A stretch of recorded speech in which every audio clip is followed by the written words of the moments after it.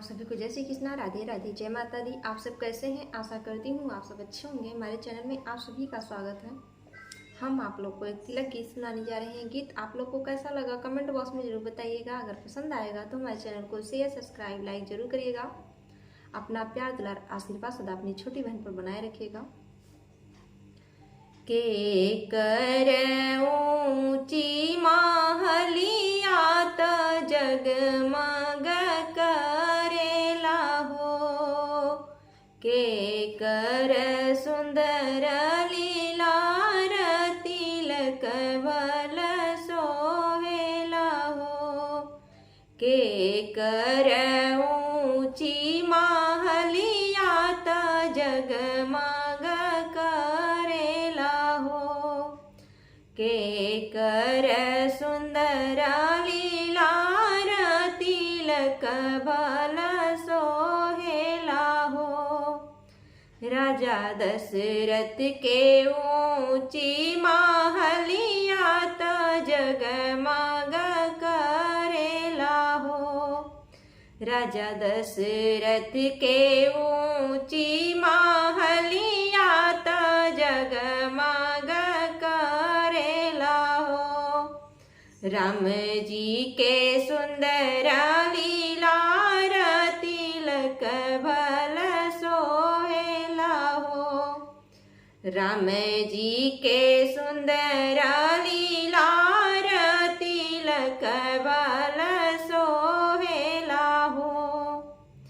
जनकपुर से अइले तिलक हरू त तिलक चढ़ावेले हो, जनकपुर से अइले तिलक हरू त तिलक चढ़ावेले हो।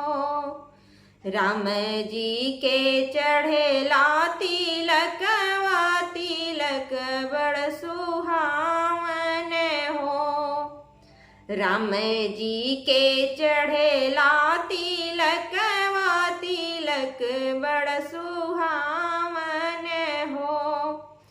अंगना में बैठेलन जनक राजा अंगना नीरे खेले हो, अंगना में बैठेलन जनक राजा जंगना नीरे खेलन हो। दशरथ के आंगन बड़ी छोट तनी को ना लागेला हो, राजा दशरथ के आंगन बड़ी छोट तनी को ना लागेला हो। आसन पर बैठलन दशरथ राजा तिलक नीरे खेलन हो, आसन पर बैठलन दशरथ राजा तिलक नीरे खेलन हो। राम जी के तिलक अइले ठोर तनी को ना लागेला हो, ऐसन सुंदर मोर राम तिलक काहे थोर अइलन हो, राम जी के तिलक अइले थोर तनी को ना लागेला हो, ऐसन सुंदर मोर राम तिलक काहे थोर अइले हो। के कर ऊंची महलिया त जगमग करेला हो, के कर सुंदर लीलार तिलक भल सोहेला हो, राम जी के सुंदर लीलार तिलक भल सोहेला हो, राम जी के सुंदर लीलार तिलक भल सोहेला हो।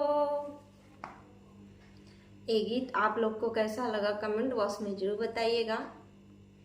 फिर मिलेंगे अगले वीडियो में। तब तक के लिए जय श्री कृष्णा, राधे राधे, जय श्री राम।